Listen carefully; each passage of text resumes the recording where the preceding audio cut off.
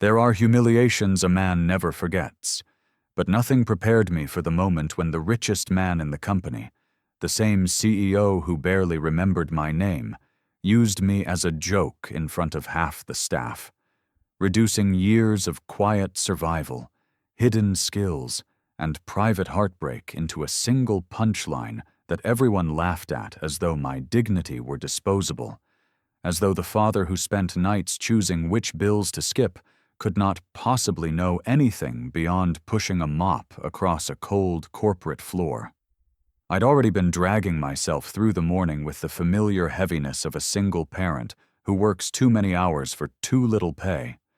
My mind split between the job I hated and the child I loved, the dirty hallways I cleaned and the refrigerator that never seemed full enough, the janitor's uniform that made me invisible, and the dreams I'd abandoned years ago without ever admitting to myself that losing them had hurt more deeply than any physical wound I'd ever carried.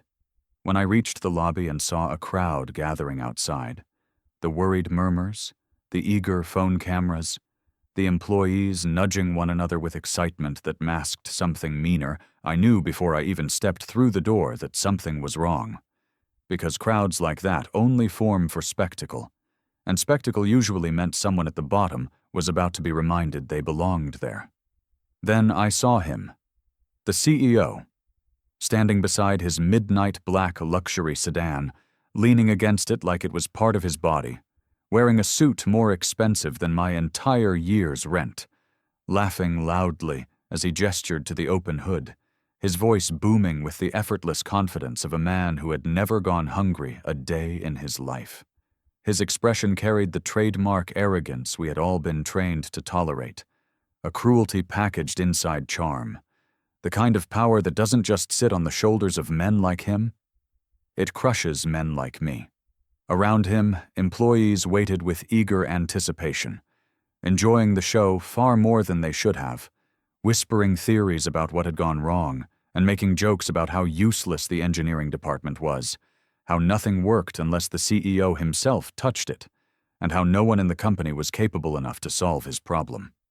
I stayed at the back, hoping, quietly praying, that he wouldn't see me, because being noticed by a man like him rarely meant good news, and the last thing I needed was another public reminder that my job title made me a target.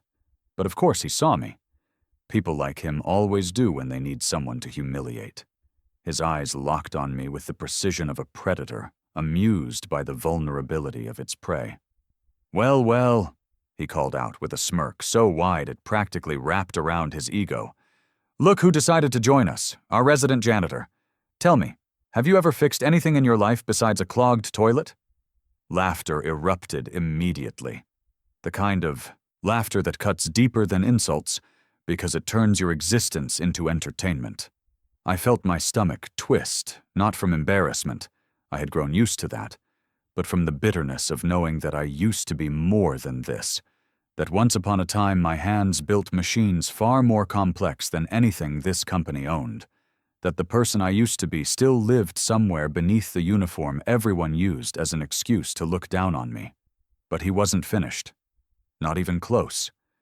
He clapped his hands dramatically, drawing attention like a performer on a stage he believed he owned.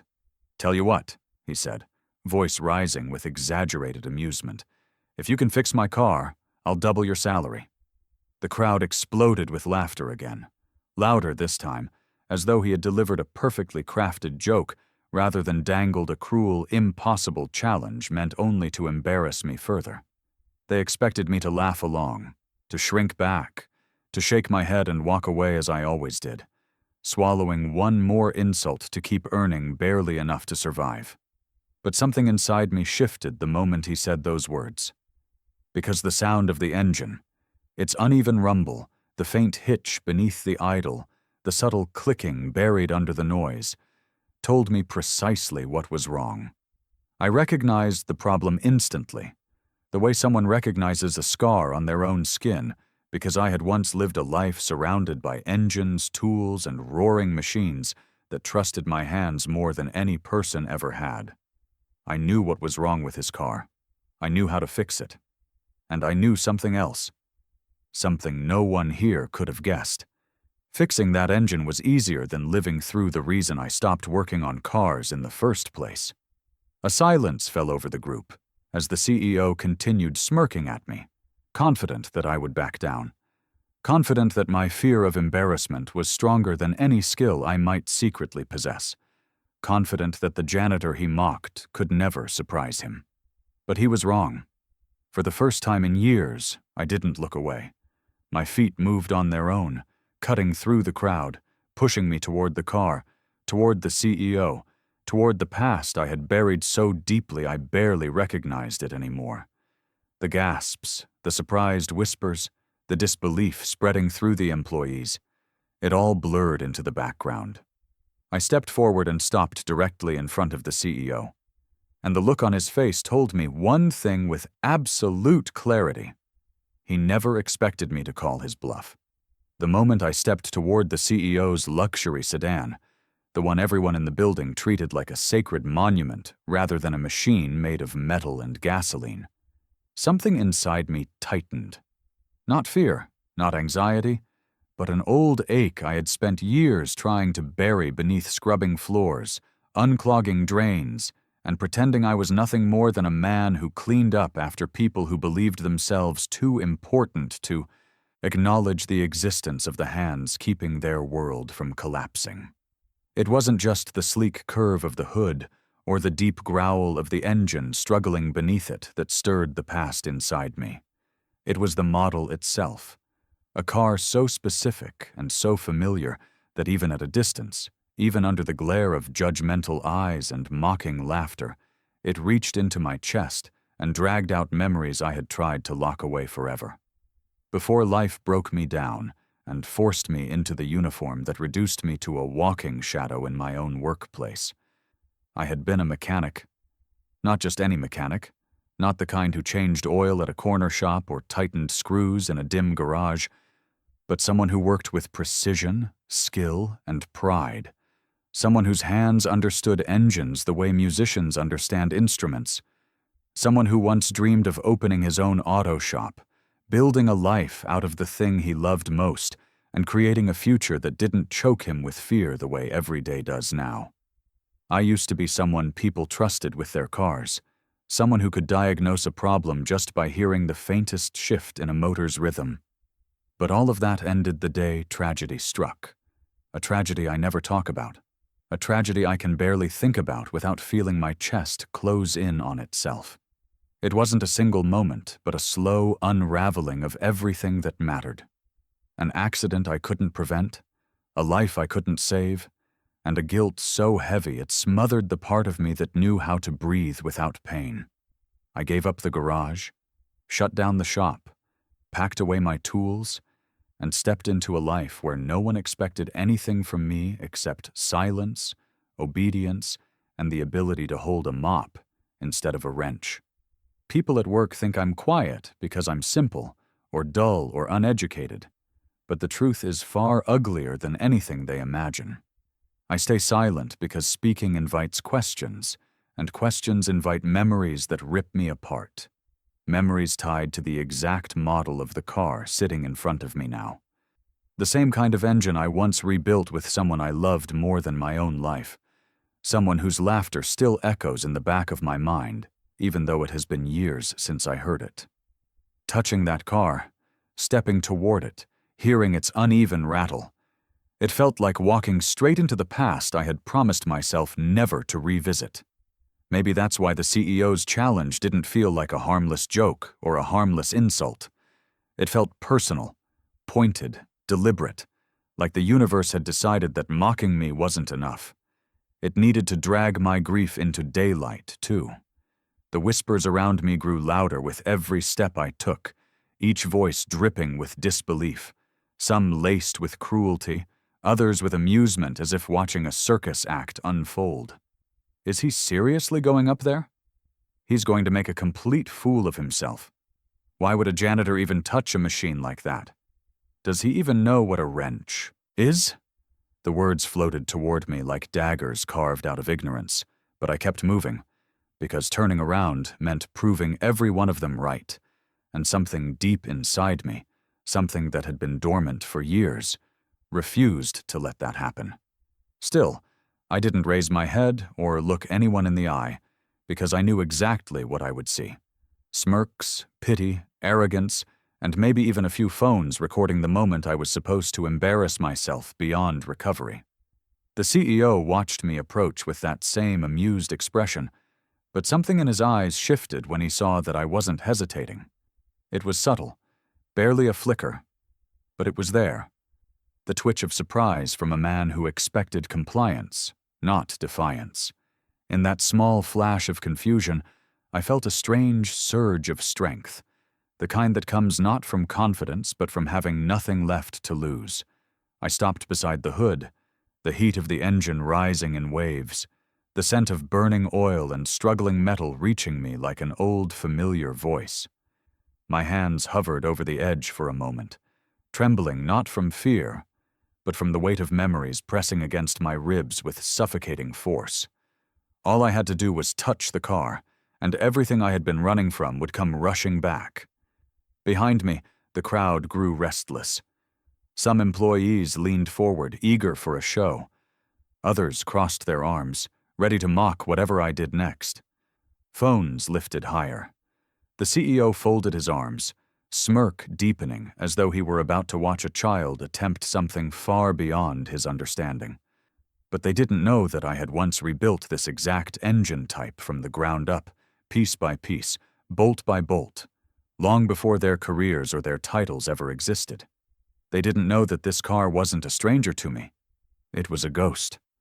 As I leaned forward to take a closer look, the air filled with a sudden hush, thick with anticipation, speculation, and a quiet hope from a few people who seemed to root for me despite themselves. My heart pounded against my ribs, not from the fear of failure, but from the unbearable pressure of returning to the world I had abandoned for a reason I still couldn't speak out loud. Just as my fingers touched the edge of the hood, just as the engine's faint misfire whispered its secret to me like an old friend, I heard a voice behind me, low, dismissive, dripping with certainty and contempt. "He'll ruin the car for sure." And the worst part wasn't the words. It was the fact that the voice belonged to someone who knew exactly who I used to be. The second I placed my hands on the edge of that hood, barely steady, heavy with memories I wished I could forget, the CEO let out a loud, exaggerated sigh that rolled across the crowd like a wave meant to drown whatever fragile confidence I had left. And his expression, God, that expression, was the kind of smirk a man wears only when he believes he's already won. The kind that tells you he's not just expecting your failure, he's hungry for it. It wasn't enough for him that I stood there beneath a dozen recording phones, surrounded by employees who thought a janitor touching a luxury machine was some kind of circus trick. No.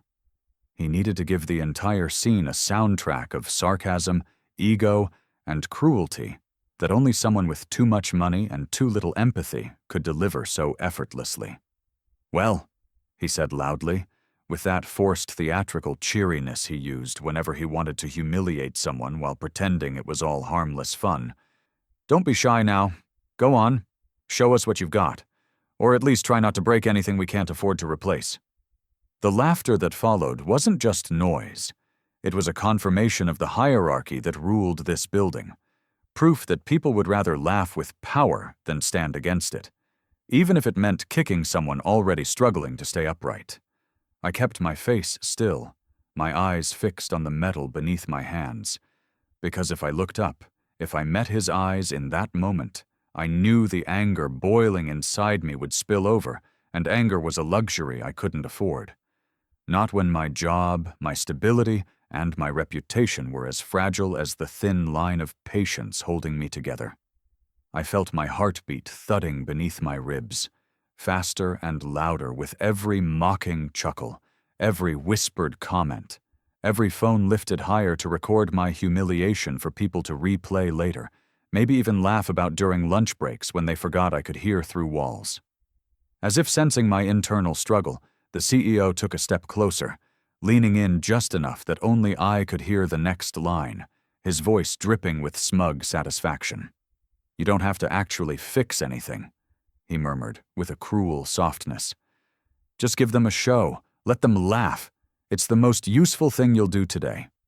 His breath smelled faintly of expensive coffee and arrogance, and I clenched my jaw so hard my teeth ached. I wanted to tell him that I had once been better with engines than he could ever imagine, that the only reason I stood there in a janitor's uniform was life's cruelty, not my lack of skill. But pride didn't feed children, and truth didn't change the fact that everyone here believed the version of me he had painted with his insults. I swallowed everything I wanted to say, pushing it deep into the place where all my unsaid words lived. Behind us, someone whispered loudly, "This is going to be hilarious." Another responded, "I hope he drops something. That'll make the clip perfect." Their voices twisted inside me, scraping against the memories of the man I used to be, the mechanic who once rebuilt engines from scratch with hands that never shook, the man who once stood tall instead of shrinking into hallways, hoping not to be noticed. Phones continued to rise. Little glowing eyes pointed at me like I was an exhibit in a zoo. A few employees pushed closer, eager to capture every detail. The sweat on my neck, the tremor in my hands, the exact angle of my failure. Some grinned with anticipation, others simply curious. But none of them believed I was capable of anything except proving the CEO right. The CEO leaned back, adjusting his cufflinks with the relaxed confidence of someone certain the world existed, only to entertain him. "Come on," he called out mockingly. "Open the hood for us. Let's see the janitor perform a miracle." He made a dramatic gesture toward the car, as if presenting a stage, and the crowd answered with a mixture of laughter, encouragement, and disbelief. For a moment, I closed my eyes, not to retreat, but to steady myself, because this wasn't just about a broken engine anymore. It was about the life I had let slip away, the pride I had surrendered, the skills I had buried, and the person I had forced myself to stop being. Every mocking laugh, every sneer, every dismissive comment pushed against me until something inside clicked. A quiet but powerful shift that reminded me I was not always invisible, not always hopeless, not always someone people walked past without seeing. When I opened my eyes again, I didn't look at the CEO, or the crowd, or the phones hovering like hungry vultures. I looked only at the car, letting my mind sink back into the familiar rhythm of recognition. I inhaled the thick scent of oil and overheated metal, the faint bitterness of something burned deeper than the engine surface, the subtle irregularity in the idle that told a story only trained hands could read. The CEO mistook my silence for panic. He chuckled and clapped once, loudly. "Don't worry," he called out. "You can quit any time before you make things worse. We wouldn't want you to lose your job on top of everything else, would we?" More laughter followed, sharp and immediate. But this time, something inside me didn't bend. I placed my hand on the hood latch, feeling the slightly uneven tension, and lifted it slowly, ignoring the murmurs, the cameras, and the CEO's expectant smirk. The hood rose smoothly, clicking into place as the engine's interior came into full view. And in the split second before the crowd reacted, before the CEO realized something wasn't right, before the phones caught more than just my humiliation, I saw it. A detail no one else noticed. A detail that shouldn't have been there. A detail that changed everything. My breath caught. This wasn't a breakdown. It was deliberate. Someone had tampered with the car. And I was the only one who knew. The moment the hood locked into place above my head and the full interior of the engine came into view, the noise of the crowd faded into a distant hum, as though the world around me had slowed just enough for my eyes to adjust to a truth so sharp and so unexpected that it cut straight through the tension tightening my chest. For a second, I forgot about the CEO's mocking expression, the sneering laughter behind me, and the countless phones angled at my back. I forgot about the humiliation clinging to the air like a suffocating fog, because the engine before me, An engine I knew by heart, an engine I once built with reverence, was wrong in ways no casual observer could ever see. Wrong in ways that told a story no one else here would have recognized. Wrong in a way that sent a cold rush of dread spiraling down my spine. At first glance, it appeared like any luxury car's engine, polished, complex, intimidating to those who saw it as an abstract piece of machinery rather than a breathing mechanical organism.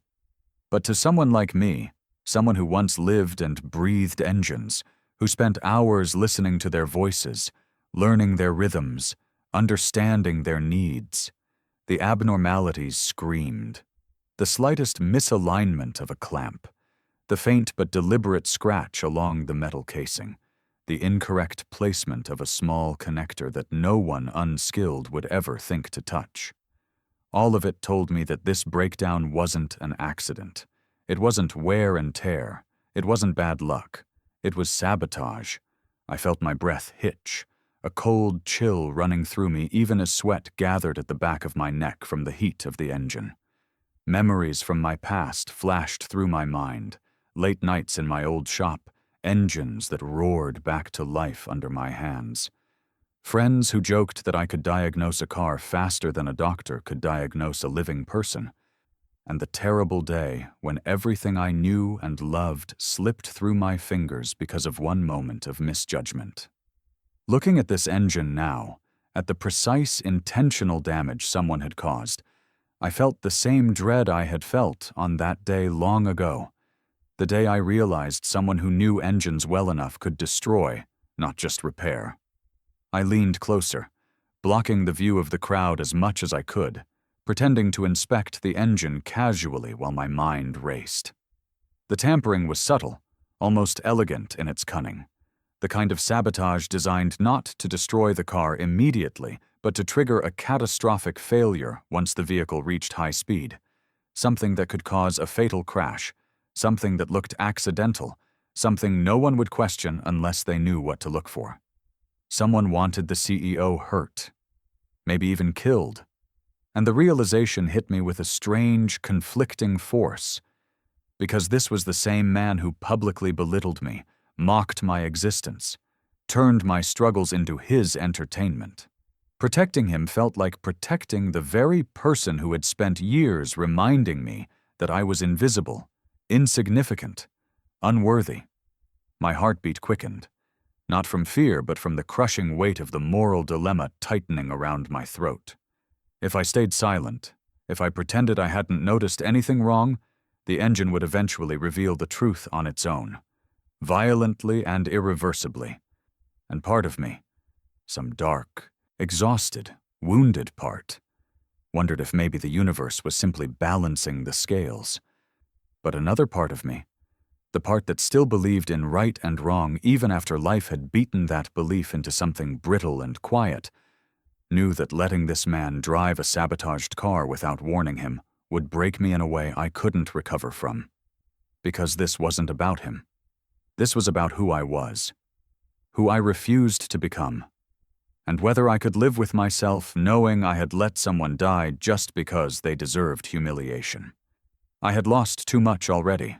I wasn't about to lose the last fragile piece of humanity holding me together. Behind me, the CEO cleared his throat impatiently. "Well," he called, his voice dripping with mockery. "Found anything, or are you just pretending to think?" The crowd laughed again, growing restless, eager to see the janitor's failure. I kept my face hidden inside the hood, masking the storm building inside me. If I exposed the sabotage, the person responsible would know I noticed. If I said nothing, the CEO might die. Either choice could drag me into a mess I wasn't prepared for. My pulse hammered faster as I studied the engine more carefully, confirming my suspicions. The sabotage wasn't sloppy. It wasn't rage-driven. It was precise, carried out by someone with extensive mechanical understanding and access to the CEO's vehicle. Someone inside the company. A small bead of sweat rolled down my temple as the realization solidified. This wasn't just about a broken car. It was about betrayal, power, hidden enemies. And now, because I saw what no one else could, I was right in the middle of it. I moved one hand subtly along the interior, searching for anything else that didn't belong. And that's when I saw it. Faint, almost invisible unless you knew exactly where to look. A tool mark on the metal surface that shouldn't have been there, carved with a particular angle and intent that only someone trained in advanced mechanical work would recognize. The groove was precise, deliberate, and unmistakably familiar. My stomach dropped. Whoever tampered with the car wasn't just skilled. They were someone who had learned the same techniques I once did. Someone who understood engines the way I did. Someone who knew exactly what they were doing. And as my gaze drifted lower, scanning the floor beneath the car, another detail froze me in place. Shallow footprints, barely visible, half smudged, positioned directly where sabotage would require someone to stand. Footprints that didn't belong to me. Footprints that matched the size of someone I knew. I felt the blood drain from my face, because I recognized the pattern. I recognized the tread. I recognized exactly whose shoes had made them, and that meant one terrifying thing. This wasn't a random attack. This was personal, and the person who sabotaged the car was closer than anyone imagined. The moment I recognized the footprints beneath the car and the precise, almost signature tool mark on the metal, my chest tightened with a pressure so sharp it felt as though someone had reached inside me and twisted the past and present together until I could no longer tell which part of my fear belonged to memory and which belonged to the moment I was living in now. I stood frozen, staring into the engine bay, while the world behind me buzzed with restless impatience, unaware that the decision I was wrestling with was far heavier than the simple question of whether I could fix the CEO's car. It was the question of whether I could expose something that might ruin me all over again. Whether I could risk stepping into a role I had buried, whether saving this man, this cruel, arrogant man, meant betraying myself, my history, and the promise I once made to never return to the life that destroyed me. As I hovered over the engine, my mind dragged me backwards into memories I had fought for years to bury.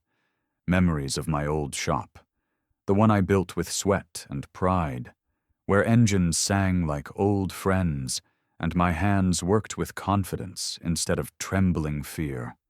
I remembered the night the betrayal happened, the night someone I trusted, someone I considered a brother in skill and spirit, tampered with a client's car after hours, making it look like an error on my part. I remembered the sickening feeling of seeing the aftermath, how the damage pointed directly to me, how the client stormed in with threats and rage, how my reputation was shredded in a matter of minutes because the marks left behind were identical to my technique. I remembered how my supposed friend disappeared when the truth surfaced, how he slipped away with his clean record while mine went up in smoke. That night broke me in a way no physical blow ever could. It cost me my business, my confidence, my standing, my future. It cost me the version of myself that I still mourned in quiet moments when the world wasn't watching.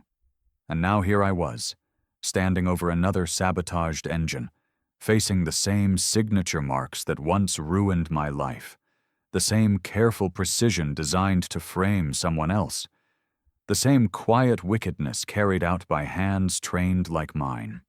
Seeing it again now felt like being slammed into the past without warning, as if the betrayal I survived years ago had followed me into this building, hiding in the shadows, waiting for a moment like this to claw at me again.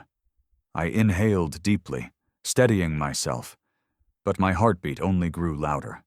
Behind me, I could hear the CEO's voice, sharp and impatient, laced with irritation that wasn't born merely from frustration with his car, but from confusion and annoyance that I hadn't immediately embarrassed myself the way he expected.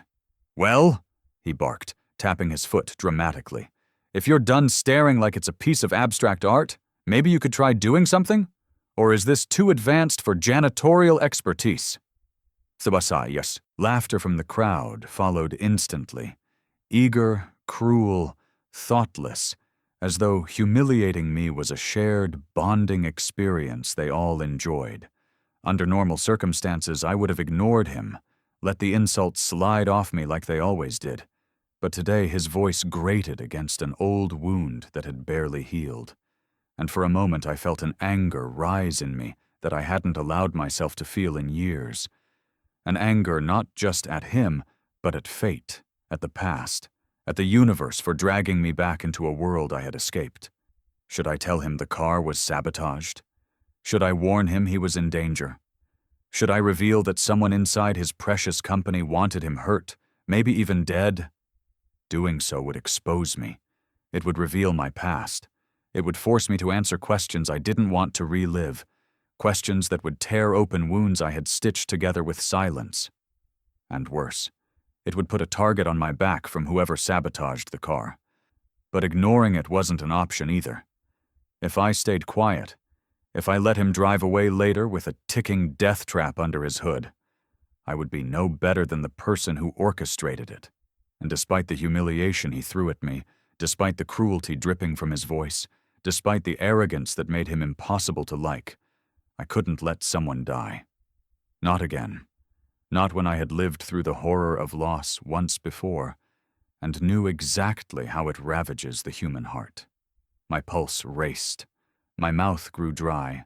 My hands trembled above the engine as the weight of the decision pressed down on me. Behind me, the whispers grew louder. He doesn't know what he's doing. He's stalling. Is he frozen or confused? Maybe the CEO will fire him right here. I felt the pressure of 50 eyes burning into my back, waiting for me to prove that the CEO's mockery was deserved, waiting to add a new video to their collection of workplace gossip. But I wasn't frozen because of fear. I was frozen because the truth demanded courage I wasn't sure I still had. The CEO took another step forward, smugness radiating off him in waves. "Any day now," he said with exaggerated patience. "Or do you want to borrow a manual? Maybe a beginner's guide to engines?" More laughter. And that was when something inside me finally snapped. Not in anger, not in resentment, but in determination. If my past was going to climb out of its grave and stand before me, then I was done running from it. I would face it, I would expose the truth, and I would do what was right, even if it cost me. So I reached into the tool tray sitting beside the car, my fingers closing around a wrench with the familiarity of a man reacquainting himself with an old friend he had not touched in years. The cold metal sent a jolt up my arm, a reminder of who I used to be, who I could still be if I chose to stop hiding. As I lifted the tool into view, the crowd gasped collectively. The sound sharp and electric. Phones zoomed in. The CEO straightened, the smirk faltering for the first time. And as I leaned into the engine, tool in hand, ready to expose the truth, every person watching held their breath, because they knew something was about to happen. They just didn't know it would change everything. The moment I slid the wrench into place and felt the familiar resistance of metal meeting metal, a strange, almost painful awareness washed over me. An awareness that I was touching a part of myself I had locked away so tightly that even the memory of it felt foreign, as though I were reaching backward through time and brushing fingers with the man I used to be. The man who once understood engines the way some people understand language or music or faith.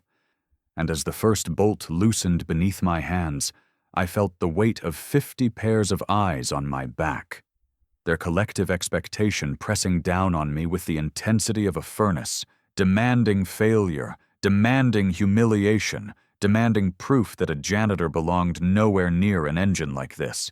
Time thickened around me as I leaned further into the car, blocking out the murmurs and judgmental whispers circling the parking lot like vultures.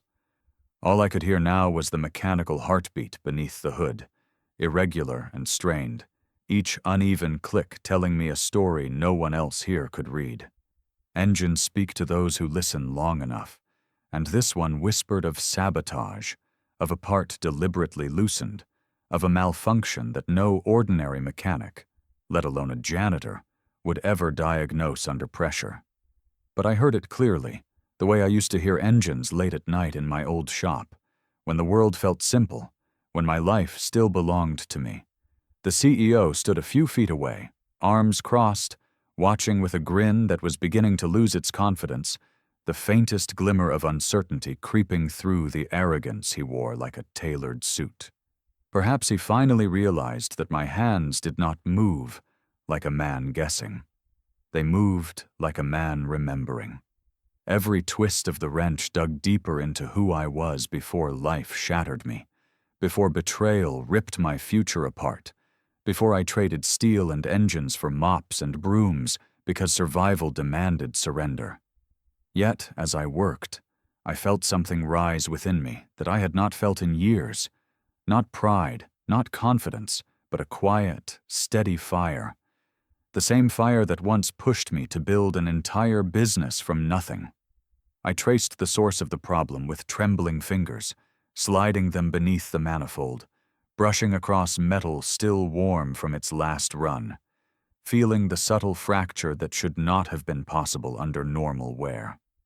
A tiny component had been tampered with, loosened at an angle so precise that only someone with expert knowledge could have done it. My breath tightened. Someone inside the company had wanted this engine to fail. Not a simple breakdown, but a catastrophic one that could have caused real harm if the CEO had driven far enough. But I couldn't think about that now. Not with a crowd watching, not with the CEO breathing down my neck, not with the truth threatening to expose itself before I was ready to say anything.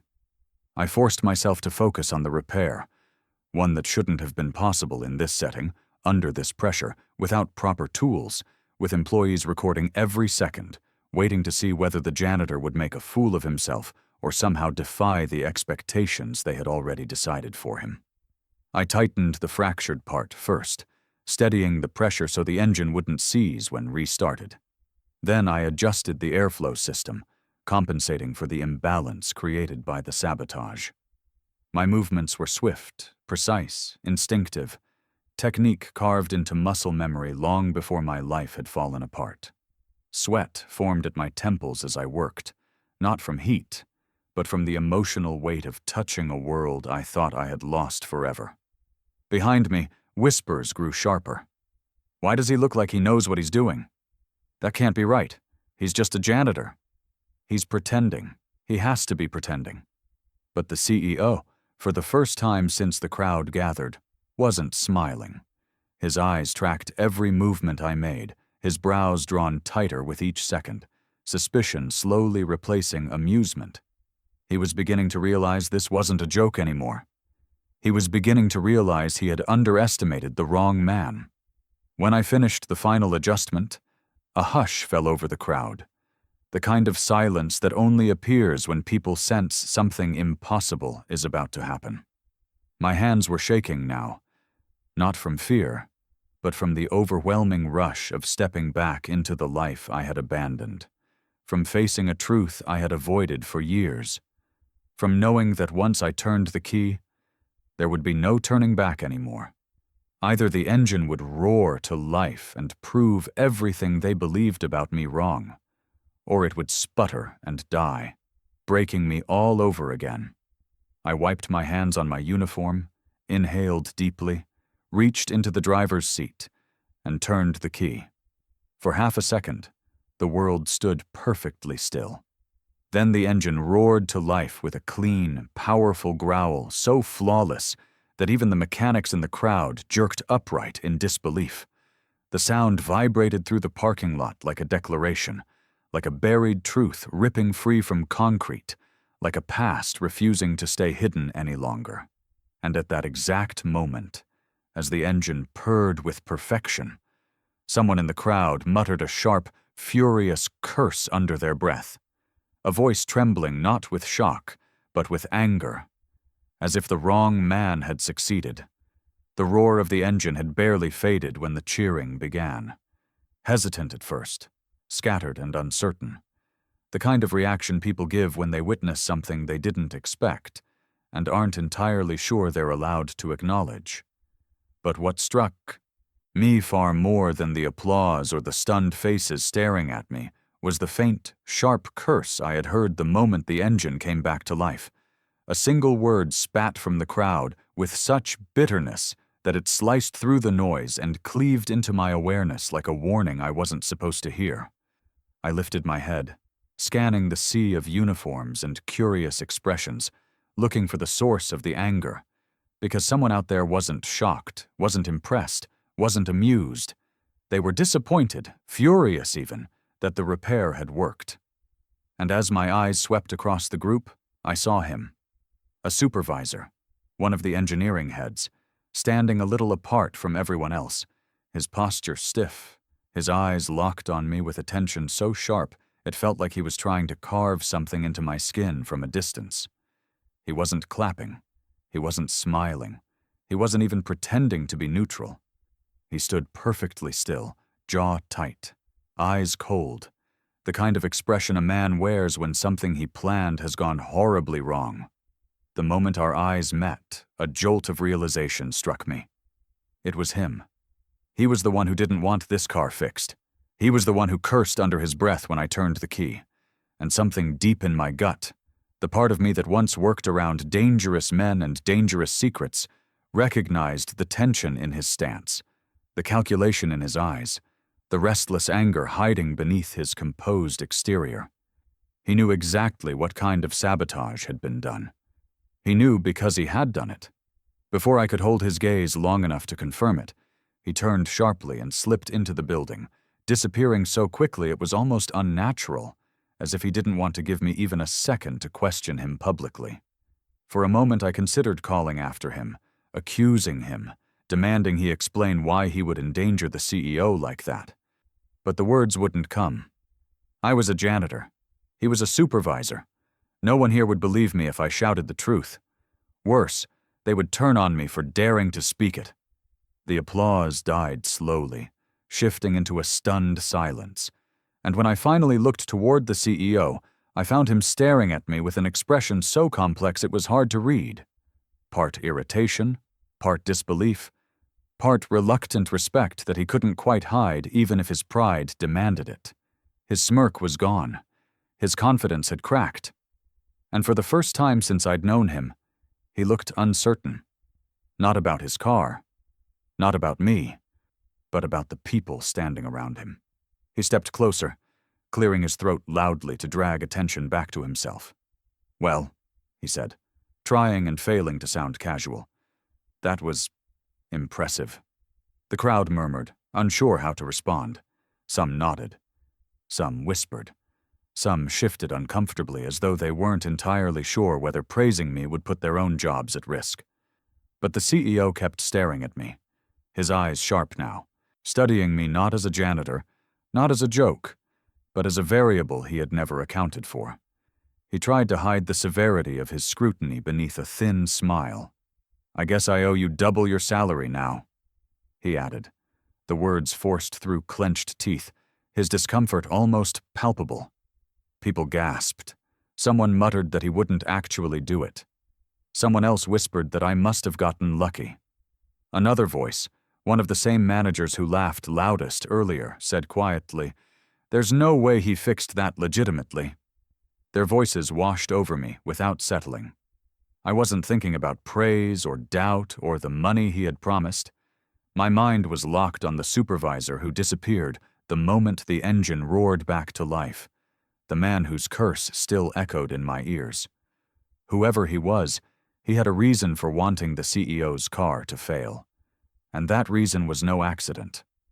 The CEO stepped closer, close enough for me to see the crack in his confidence, close enough for me to smell the faint cologne that probably cost more than my monthly rent, close enough for me to understand that he had just realized something far larger than a broken engine was unfolding beneath his nose. "You," he said quietly, almost harshly, as though the word itself held weight. "Come with me." I blinked, unsure I'd heard him correctly. "What?" His jaw tightened as he leaned in, lowering his voice to a tone stripped of mockery, stripped of arrogance, stripped even of the performative leadership he displayed around others. It was raw, serious, unexpectedly tense. "Follow me," he repeated, sharper now, his eyes cutting into mine with urgency that sent a chill through my spine. Now. And before I could respond, before I could ask what he wanted or where we were going or whether he had realized the truth I was still hiding beneath my silence, he turned abruptly toward the building, leaving me with no choice but to follow him into whatever waited next. The walk from the parking lot to the executive floor felt longer than any distance I had crossed inside that building, not because my steps were slow, but because the tension clung to the air like a storm waiting to break open, every footfall echoing with a quiet urgency I didn't understand. The CEO didn't look back once as he led me through the corridors. He didn't throw insults. He didn't bark orders. He didn't smirk the way he always did. Instead, he walked fast, shoulders tight, breathing uneven, like a man whose arrogance had been cracked open just enough for fear to slip through. And that fear, unexpected, unguarded, raw, made me uneasy in ways his mockery never had.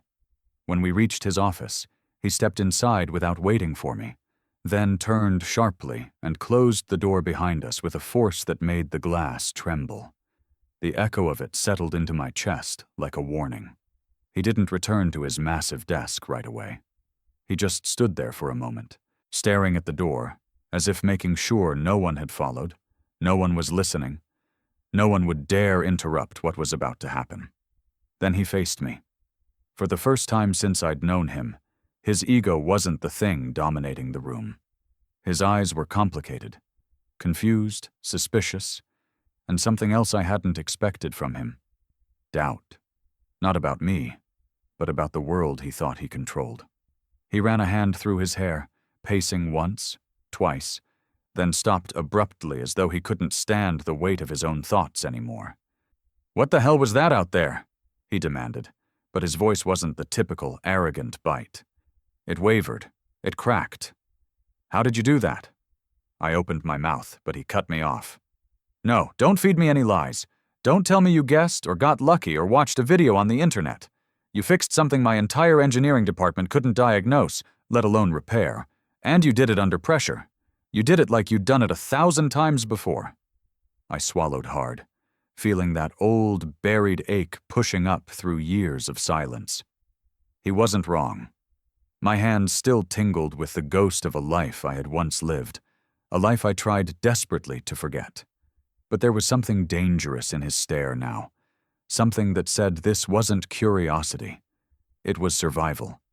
He needed answers. He needed truth. And for the first time in years, I realized I might need to give it. So I told him. Not everything at once, because the pain of it still lived too close to the surface, but enough for him to understand the man behind the janitor's uniform. I told him about the mechanic shop I had built from nothing, about the reputation I earned before betrayal shattered it. I told him about the business partner who sabotaged a client's car, framing me for the damage, leaving me to face the consequences alone while he walked away untouched. I told him how the lie spread so quickly that no one believed my innocence, how the lawsuits drained everything I owned, how the shame followed me from town to town until the only work I could find was pushing a mop at night, my hands doing the kind of labor they were never meant for.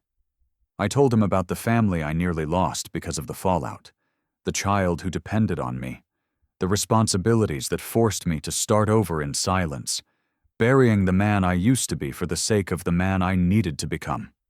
He didn't interrupt. He didn't scoff. He didn't roll his eyes or make sarcastic comments. He listened. Really listened. The same CEO who spent years humiliating people for sport, who treated employees like disposable tools, who used his power like a weapon, stood there absorbing every part of my story with a seriousness that felt unfamiliar and unsettling.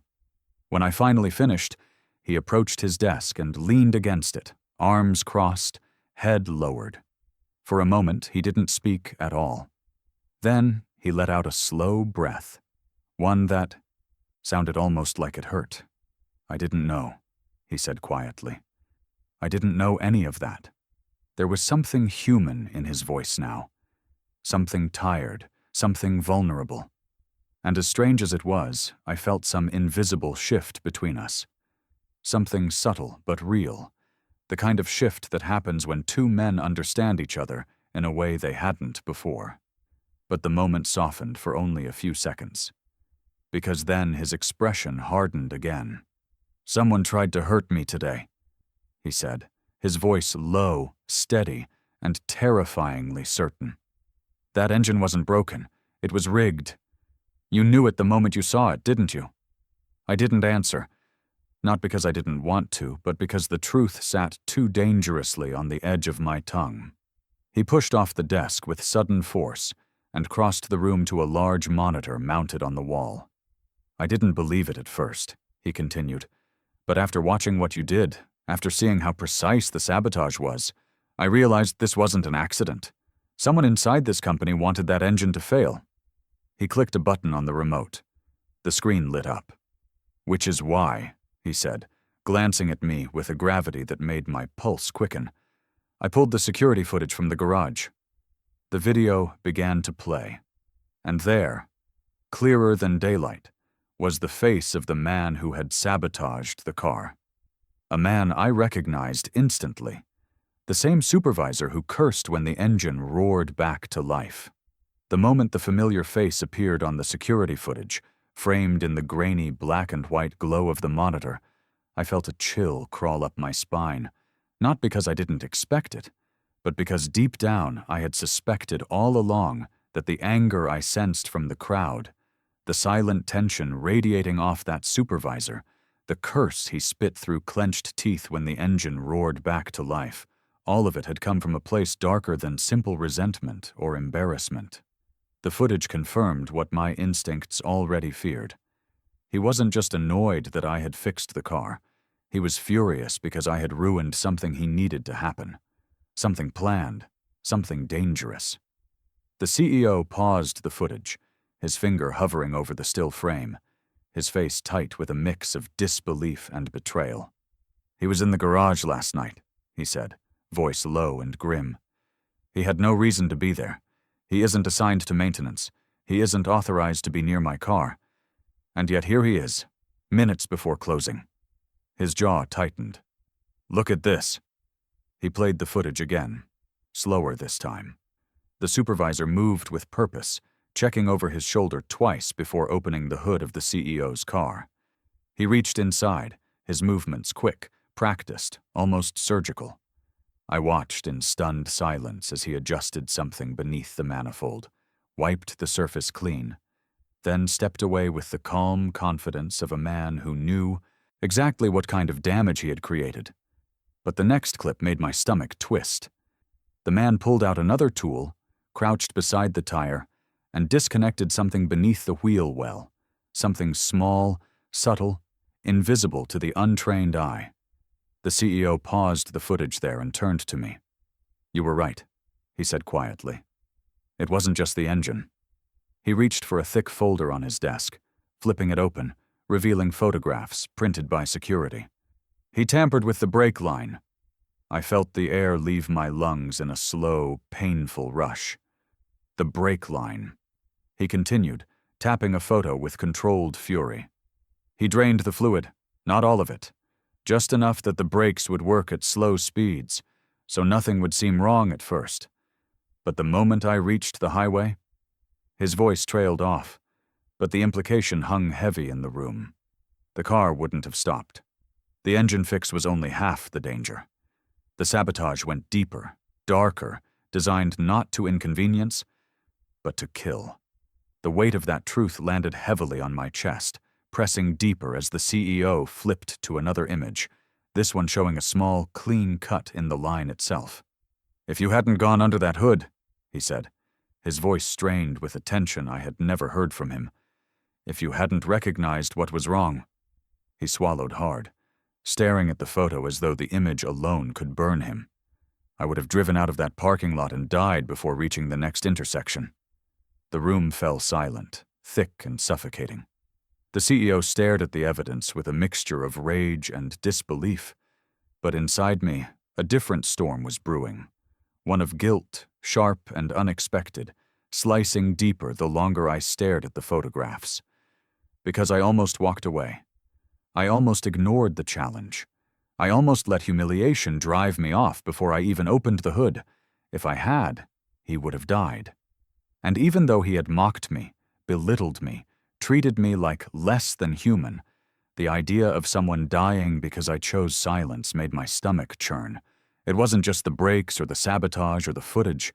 It was the realization that one small decision I made, one step I took forward out of pride or anger or defiance, had saved a man's life. And for a moment, I didn't know how to feel. The CEO sat heavily in his chair, elbows on the desk, hands pressed to his temples. "He's worked here for years," he muttered. "Longer than most of the people in the building. I trusted him. I relied on him. He was on track for promotion." His voice darkened, and he tried to kill me. I didn't interrupt. I didn't move. I simply stood there, absorbing the gravity of everything unraveling in front of us. Finally, he lifted his head and looked at me. Not with arrogance, not with mockery, but with a seriousness so profound it made me straighten instinctively. "You saved my life today." The words felt surreal, heavy, strange, coming from a man who rarely acknowledged anyone beneath his level. Yet he said them with sincerity, with an understanding that went beyond corporate formality or reluctant gratitude. But the weight of his gaze intensified after that, shifting into something more calculating, more intentional. He stood slowly, walked around the desk, and stopped directly in front of me. For a moment, he didn't speak. He simply studied me, searching for something he wasn't sure he had the right to ask for. Then his voice dropped to a quiet, steady command. "I need your help again." And in that single sentence, I felt the world tilt. Because whatever he was about to ask for would be far more dangerous than fixing a sabotaged car. When the CEO said he needed my help again, the words hung in the room with a weight I felt immediately. Heavier than the sabotage, heavier than the humiliation, heavier than the shock of discovering that I had been seconds away from saving a man I spent years disliking. His tone wasn't casual or commanding this time. It was deliberate, quiet, as though whatever he was about to say required more courage than he expected to possess. For a moment he paced, running a hand through his hair, the tension in his posture replacing the arrogance he normally wore so effortlessly. It struck me that this powerful man, this millionaire CEO, looked almost small in his own office, dwarfed not by the space itself, but by the fear that someone within his walls wanted him dead. I waited. Not because I wanted to play hard to read, not because I wanted him to feel pressure, but because I needed to understand the full gravity of what he was asking before I opened myself to anything more dangerous than I already had. Finally, he stopped pacing and faced me directly. "You're not a janitor," he said. The words steady but quiet, as though saying them too loudly might shatter the fragile truth forming between us. "You may work as one, but that's not who you are." I wasn't sure whether I should feel exposed or seen. "You're a specialist," he continued. "A man who understands machines better than anyone I've ever hired. A man who notices things others ignore. A man who stays calm under pressure that would break most people." He gestured toward the paused footage on the screen. "And apparently someone who can save lives without hesitating." I almost corrected him. That I did hesitate. That I nearly walked away. That I wasn't the hero he wanted me to be. But the words stopped somewhere between my ribs, stuck beneath the complicated knot of guilt and pride tangled inside me. He stepped closer. "I need someone like you." I frowned. "For what? To fix your car?" He shook his head. "For everything that comes next." The way he said it sent a ripple of unease through me, because it wasn't just fear in his voice. It was something else too, something vulnerable, something rare for a man, who built an empire on confidence. He exhaled slowly and moved behind his desk, leaning against it instead of sitting, as though sitting would seem too defensive, too exposing. "I underestimated you," he admitted, his voice strained but honest. "I mocked you. I used you as the butt of jokes because I never looked deeper. I never bothered to consider that someone sweeping my floors might have more intelligence and capability than men earning 6 figures upstairs. He rubbed his thumb over his forehead, almost ashamed. I was wrong. Silence filled the room, thick and uncomfortable. Then he looked at me again. Really looked. I don't trust anyone here, he confessed. Not anymore. The man who tried to kill me has been with this company for nearly a decade. He has access to restricted areas. He knows my routines. If he wanted me dead once, he'll want it again. And he won't make the same mistakes twice.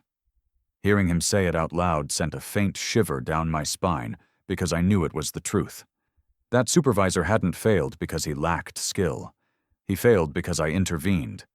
The next attempt wouldn't have such an easy flaw. The CEO walked toward me then, stopping only when he stood a few feet away. I need someone I can trust, he said. Someone who sees things others miss. Someone who understands sabotage when he sees it. Someone who isn't afraid to look danger in the eye. His voice lowered. I need you. The weight of his words pressed hard against my chest. You want me to investigate your staff? Not exactly. He took a breath. I want you to take a new position, a real one, a significant one. The room felt suddenly too quiet. What kind of position? Head of Internal Maintenance Engineering and Asset Protection, he said, as if the title alone carried power. You'll oversee all mechanical systems in the building. Vehicles, machinery, operations rooms, emergency systems, everything. And yes, you'll have access to the garage, the security feeds, and every restricted area you need to keep us safe. The offer stunned me. It wasn't simply a promotion. It was a position that would elevate me into a world I hadn't touched in years. A world I once lived in with pride. A world I swore I would never return to after it destroyed me. I'm not the man I used to be, I said quietly. No, he agreed. You're better. I stared at him, unable to speak. The weight of my past pressed down on me. The betrayal, the lawsuits, the destroyed business, the desperate nights that followed. Taking a position like this meant stepping back into a world that once burned me alive. It meant risking exposure. It meant rewriting everything I believed about my own future. I don't know if I can do this again, I said finally, voice low. I don't know if I want to. He nodded slowly, not surprised. I know. I understand why you walked away from that world. I understand why you stayed silent. But right now I don't have the luxury of being afraid, and neither do you. Someone here wants me dead. Someone is willing to risk lives and careers and everything to bring me down. His eyes locked onto mine. If that person succeeds, it won't just be me who pays for it. A cold realization rippled through me. If the saboteur was desperate enough to attempt murder, then anyone connected to the investigation, anyone the CEO trusted, could become a target, including me, including my child. Fear flickered at the edge of my thoughts, but the CEO pressed on. I'm offering you triple your current pay, he said. Benefits, insurance, authority, security access, a real future. But more importantly, his voice softened, surprising me. I'm offering you a chance to become the man you used to be. The words hit harder than I wanted them to. He stepped aside then, revealing the top of his desk for the first time since we entered the room. A stack of papers sat on it. The title at the top of the first page read, Internal Engineering and Asset Management, Lead Specialist. My breath caught, because beneath the title, printed in clean, bold letters, was my full name. I hadn't said yes. I hadn't committed. But he had already written me into the future. And as my eyes locked onto the document, my pulse began to race. Because nothing about this offer felt optional anymore. The moment I saw the signature on the document, the room felt smaller, tighter, as though the walls themselves were inching closer with every breath I took, reminding me that the past I had spent years burying was no longer content staying quiet. But nothing prepared me for what happened next. Because just as I tried to piece together what accepting this job could mean for my future, a sudden knock thundered against the office door with a confidence so familiar It made something in my chest twist painfully, as if my heart recognized the rhythm before my mind could catch up. The CEO looked toward the door, irritation flickering across his face. "I told everyone not to disturb us," he muttered. But the knock came again. 3 sharp taps, deliberate and steady. The kind of knock that didn't ask for permission so much as demand acknowledgement. "Come in," he finally said, sounding more annoyed than welcoming. The door opened, and the moment the man stepped into the office, my breath froze mid-chest, suspended between shock and something far heavier. He walked in as though he still owned every room he entered, tall and broad-shouldered, carrying the same posture he had years ago in the shop we once shared. When life was simpler, when trust came easily, when betrayal still felt like an impossible concept. It was my old mentor, my old friend, the man who taught me everything I knew about engines long before I opened my first shop, and the man who disappeared the moment everything in my life fell apart. Seeing him, now standing in the CEO's office, looking at me with a mixture of recognition and disbelief, felt like someone had ripped open a door I had nailed shut. Memories surged. Late nights repairing engines together, his voice guiding me through complicated fixes, the pride in his eyes when I opened my own business, and the painful confusion when he never defended me during the scandal that destroyed my reputation. I waited for him back then. I waited for someone, anyone, to say they believed me. But silence was all I received. He exhaled slowly, the sound more emotional than I expected. "I heard," he started, his voice trailing off before he found the courage to finish the sentence.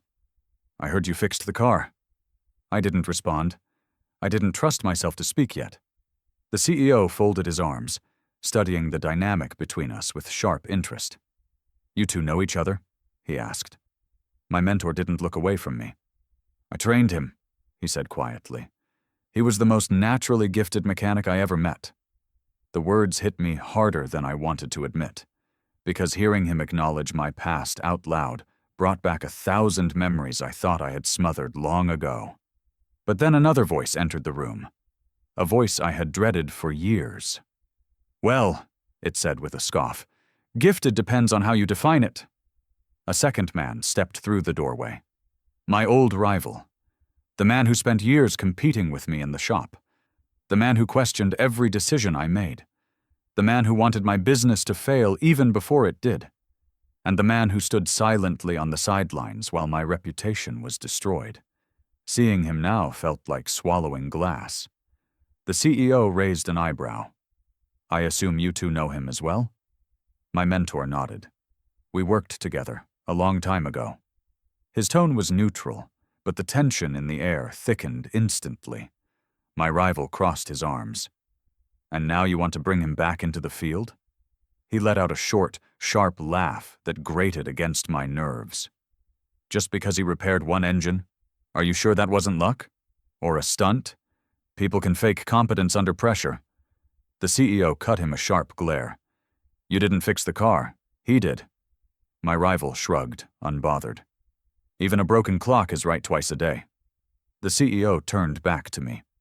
"I brought them here because I wanted to verify your story," he admitted. "Before I place you in a sensitive role, I need confirmation that your skills are real, your background is real, and your history is what you say it is." I hadn't expected that. I didn't know whether to feel grateful, insulted, or exposed. My mentor stepped closer, softening his voice. "I told him you were the best I ever trained. That part is true." His eyes darkened. "I also told him what happened to you wasn't your fault." The floor felt unsteady beneath me as I absorbed his words. For years I had carried the weight of silence, convincing myself that no one believed me. Yet hearing him say this now, after all this time, brought a sharp ache to my chest. My rival, however, wasn't nearly as forgiving. "Maybe he was good once," he admitted reluctantly. "But that was years ago. Skills fade, people break, trauma changes a man. And the job he's being offered isn't just about mechanical talent. It's about trust, responsibility, pressure. The CEO's gaze sharpened. Which is why you're both here. I need to know if he can handle what I need from him.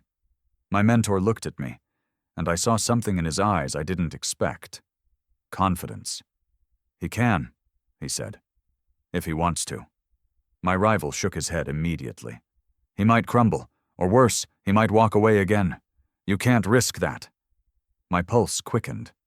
The room felt suffocating, past and present colliding in a way that made my skin tighten. The CEO watched all of us, his expression unreadable, absorbing every movement, every history-soaked silence, every unresolved tension. Then my mentor stepped forward, placing a firm hand on the CEO's desk. There's only one way to know, he said. The room fell silent. He turned to me with a look that carried years of understanding, disappointment, respect, and unresolved questions.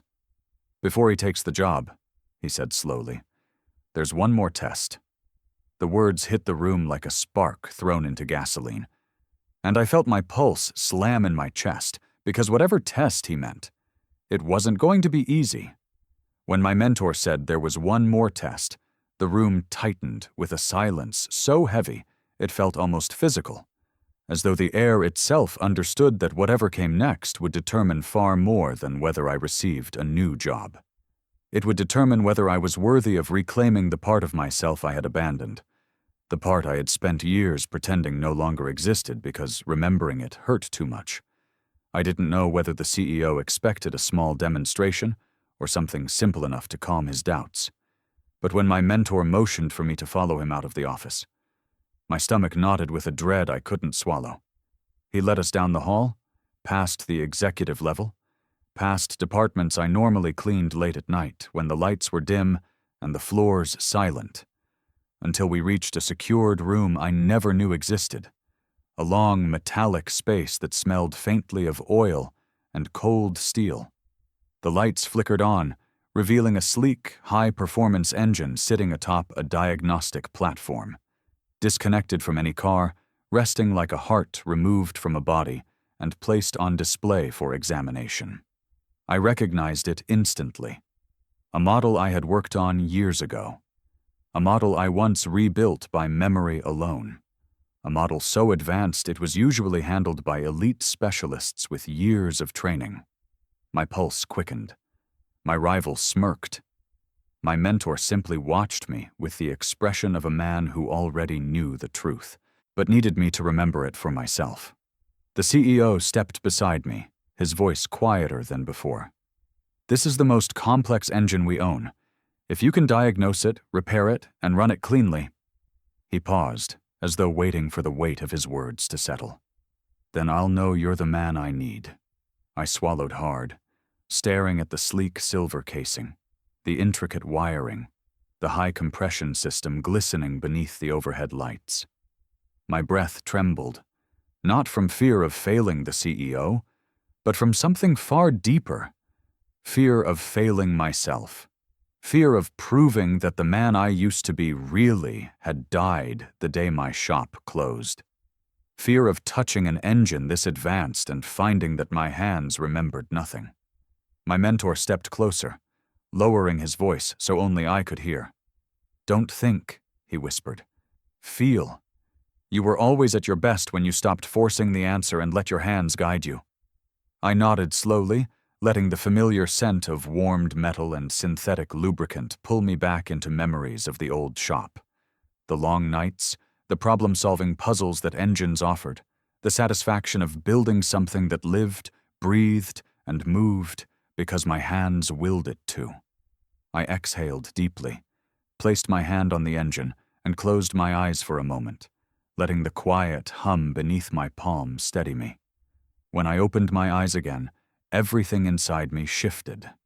The fear loosened. The hesitation thinned. The years I spent running from this part of myself began to fall away like dust shaken from old tools. I reached for the diagnostic panel, scanning the initial readings. Something wasn't balancing. The airflow ratios were off, the compression uneven, the wiring resistance fluctuating by 0.5%. Small enough for amateurs to miss, but glaringly obvious to someone trained to read the smallest mechanical whispers. I grabbed a torque wrench, adjusting the first housing bolt.